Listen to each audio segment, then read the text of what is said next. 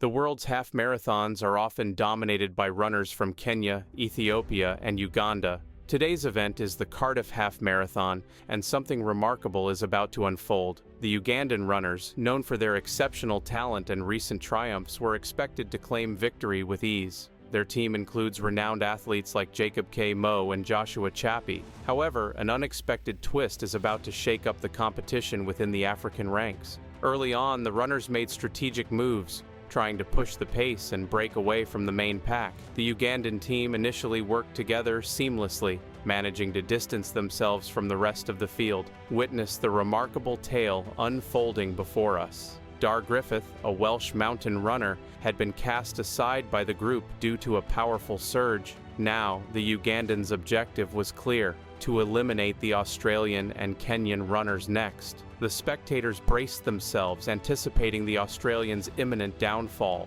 However, the events that transpired would leave them utterly stunned. Approximately 19 minutes into the race, we observe Reina, the Australian runner, strategically positioned at the rear of the leading pack. While the Ugandan team took turns leading the charge, Reina clung to the group, determined to survive. Many commentators had doubts, believing he was pushing himself beyond his limits and might not even reach the finish line. The Ugandans employed tactical maneuvers, attempting to confuse Reina and the Kenyan runner by surging along the road, causing them to struggle to decide which path to follow. This tactic nearly led to tripping incidents, adding to the intensity of the competition. Witnessing the race unfold, the Kenyan athlete made a strategic move, asserting his presence and capabilities on the track. Determined to showcase his skills, he seized the opportunity 28 minutes into the competition to demonstrate his prowess and assert his position within the race. The race is heating up as the leading pack pulls away, with the Kenyan athlete setting the pace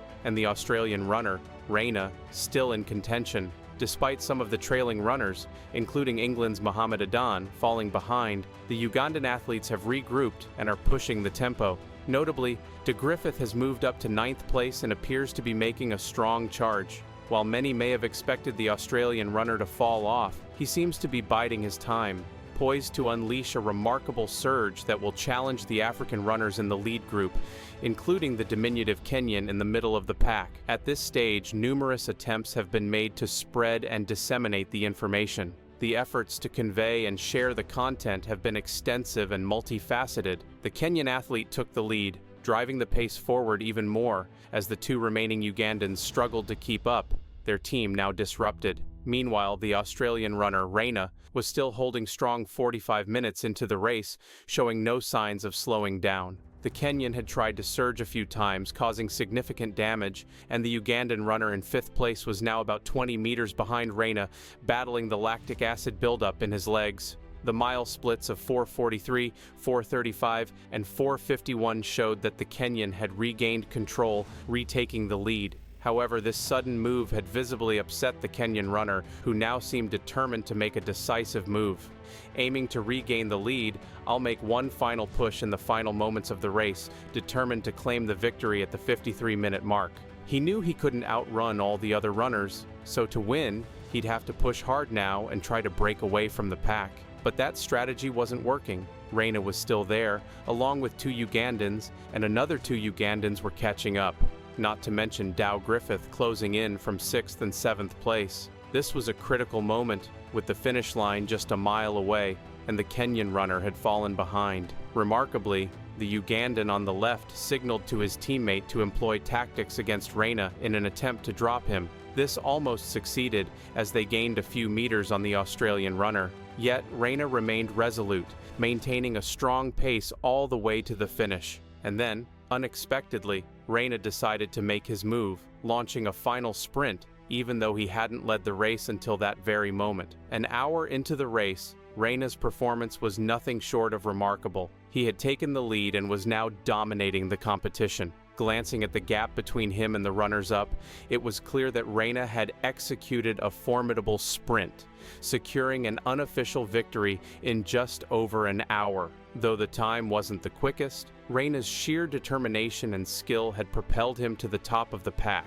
The recent half-marathon event left the runner, Reina, pleasantly surprised. He had managed to outperform the Ugandan team and the Kenyan competitors, which he found quite satisfying. After the race, Reina enthusiastically engaged in interviews, photo shoots, and a post-race cool-down jog. He also took the opportunity to connect with the South African and English runners, chatting with all the other competitors. Half-marathon races are incredibly demanding, pushing even professional runners to their limits. Imagine sprinting for an entire hour at a pace of around 4.5 minutes per mile, or 33 seconds per 200 meters. This level of intensity is a challenge that most people would struggle to maintain, yet it is the standard for elite half-marathon runners. Reina's accomplishment was truly astounding. Despite facing a formidable group of 4 opponents, she demonstrated her exceptional skills and emerged victorious. The ease with which she overcame this collective challenge was nothing short of remarkable,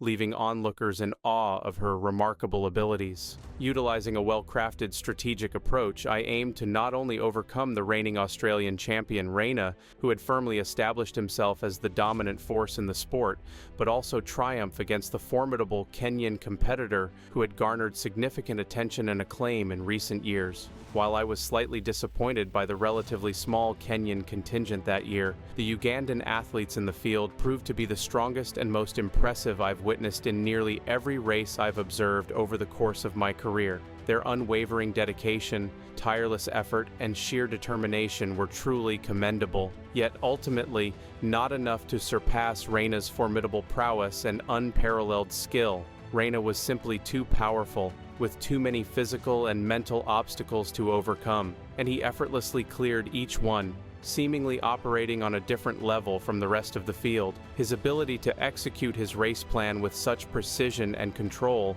was truly remarkable. Reina seemed to have timed his approach and decisive move with the expertise and calculation of a seasoned track and field veteran, making his decisive push only in the final crucial kilometer, a tactic commonly employed by the most accomplished and experienced athletes in the sport. Furthermore, Reina appeared remarkably fresh and unfazed as he crossed the finish line in just over 1 hour and 1 minute, which equates to approximately 4 minutes and 37 or 38 seconds per mile.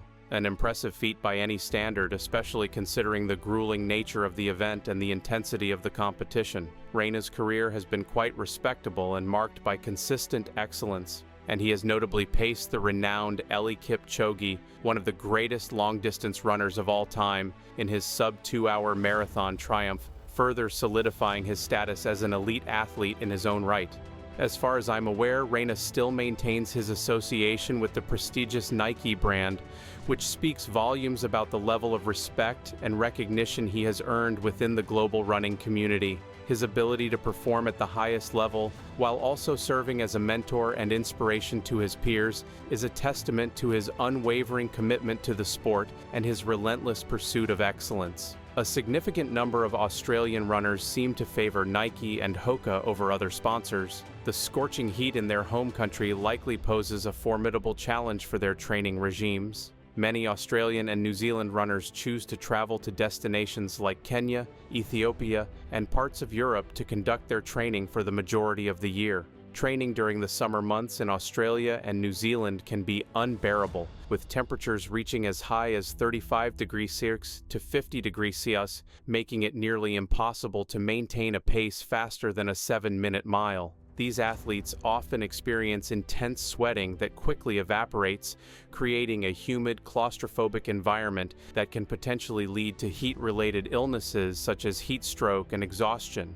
As a result, these athletes must take precautions to safeguard their well-being and ensure the longevity of their careers. In contrast to the pleasant and moderate climates of Kenya and Ethiopia, where temperatures typically range from a comfortable 25 to 35 degrees Celsius during the rainy seasons, the scorching heat and intensity of the Australian sun can make the country an unbearable and challenging environment for endurance training and high-performance athletics. temperatures in many parts of Australia, especially in the arid interior regions, can soar well above 40 degrees Celsius, creating punishingly hot and humid conditions that can quickly sap an athlete's strength and stamina. However, despite the challenging climate, the country boasts an exceptional network of world-class running tracks, state-of-the-art training facilities, and renowned athletic clubs and coaching programs that have helped nurture some of the world's top endurance athletes. Cities like Melbourne, Sydney, and Perth are home to prestigious running clubs and training centers that attract elite athletes from around the globe seeking to harness the country's resources and expertise. The opportunity to train alongside accomplished peers and learn from experienced coaches makes Australia an ideal destination for both aspiring and established runners looking to take their performance to new heights. One of the author's closest friends from school days even made the bold decision to relocate to Australia with his family, drawn by the country's vibrant sports culture and the allure of a fresh start. Witnessing the dramatic changes in his friend's life through social media has been a fascinating experience, as he has shared insights into the challenges and triumphs of adapting to a new environment, building a successful career, and embracing the unique Australian way of life, in contrast to the familiarity and predictability of their home environments. Elite Kenyan and Ethiopian runners often struggle to adapt to the unfamiliar weather and terrain when competing in the wet and muddy cross-country races of Great Britain. The cool, damp conditions and uneven, slippery ground present a stark contrast to the warm, dry, and relatively flat landscapes they are accustomed to, forcing them to quickly adjust their training and racing strategies to overcome the unfamiliar obstacles. This ability to adapt to diverse environments is a testament to the resilience and versatility of these world-class athletes as they strive to maintain their competitive edge on the global stage. Greetings, my friends. If you found this video captivating, I'd be overjoyed if you could hit that like button and join our community by subscribing. The Olympics are just around the corner, and I can't wait to share my real-time reactions with you through live streams. Be sure to stay tuned as I'll be posting new content daily. I look forward to seeing you all again tomorrow. Until then, take care.